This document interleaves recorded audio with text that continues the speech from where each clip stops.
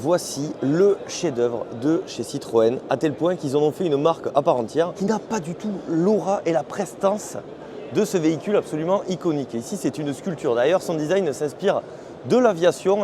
Regardez, on voit une autre DS qui est vraiment positionnée comme une fusée. Ce qui est fou avec la DS, c'est que lorsqu'elle est présentée en 1955, lors de la première journée, elle va enregistrer 12 000 ventes. Pour rappel, la DS9 est actuellement à 7 000 ventes. À la fin du salon, la DS s'était vendue à 80 000 exemplaires, donc au tout début.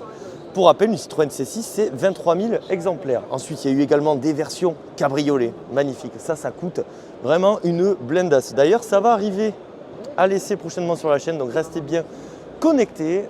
Bien sûr, la DS, on la regarde ici. Ce qui était fou avec cette voiture, c'est que c'est la première voiture à être dotée de freins à disque en série, 1955.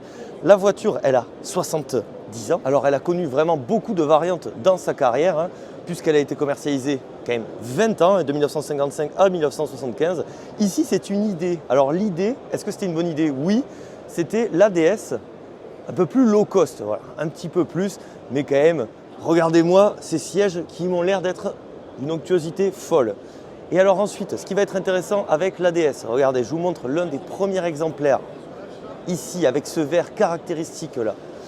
Regardez-moi, celle-ci date de 1956, c'est vraiment une des toutes premières. Et bien sûr, elle va inaugurer la merveilleuse suspension Citroën que l'on regrette beaucoup aujourd'hui.